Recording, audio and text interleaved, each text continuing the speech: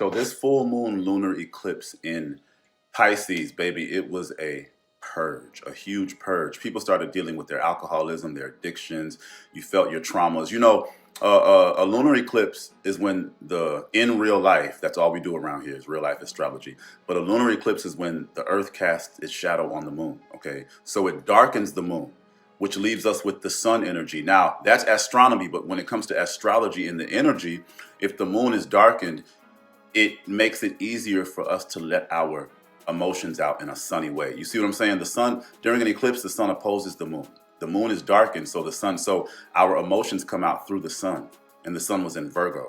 So people got sick, people started throwing up, people started journaling, people started handling their addictions, their alcoholism, cheating, the other woman, issues with sisters going to jail, sisters and female family members having mental health breaks, going to the hospital. All the storms that happened on that day in the Northeast, all those storms, that is real life astrology. Hurricanes and typhoons and tornadoes, that's all energy.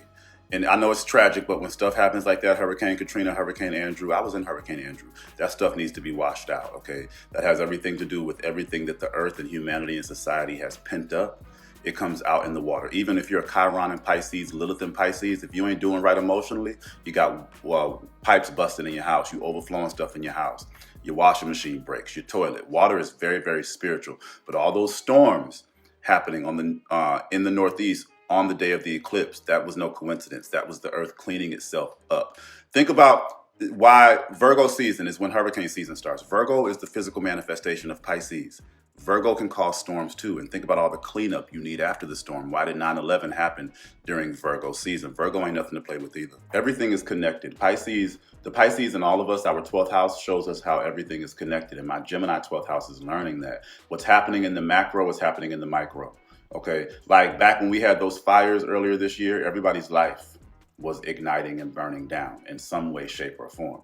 But those storms are a real life expression of how this full moon lunar eclipse went for everybody personally. Now, not to say everybody felt a storm in their life. Some people were there to help clean up after somebody else's storm.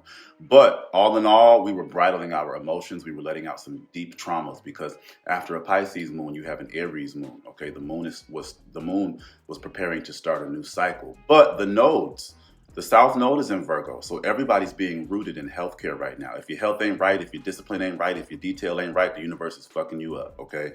But we all have to go toward the North Node in Pisces right now. We have to release boundaries. Right now, the universe is pushing all of us into the water, into our mental health, into mental health healing.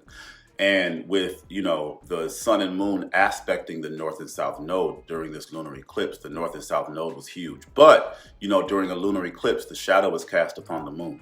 So the sun is more primary, okay? With the sun in Virgo aspecting the south node, we were focused on stabilizing ourselves in the south node, doing mental health cleans, making sure that we have a daily routine and a schedule, making sure that we're not inhibited or crippled by toxic perfection. And actually, I booked a few readings where I saw their Virgo placements, and that was the issue, toxic perfection. So this eclipse was helping us release that. It was helping us clean up our lives in a mental health way. It was helping us root our lives into a routine and gain some discipline for the sake of our mental health. We lost some sisterhoods in some way, shape, or form. We lost daughters. So I suspect that there were water issues in houses too, because that stuff was spiritual. Some pipes broke. You had to get a water fixture replaced. You flooded something. You came back to a flooded basement. That was all spiritual.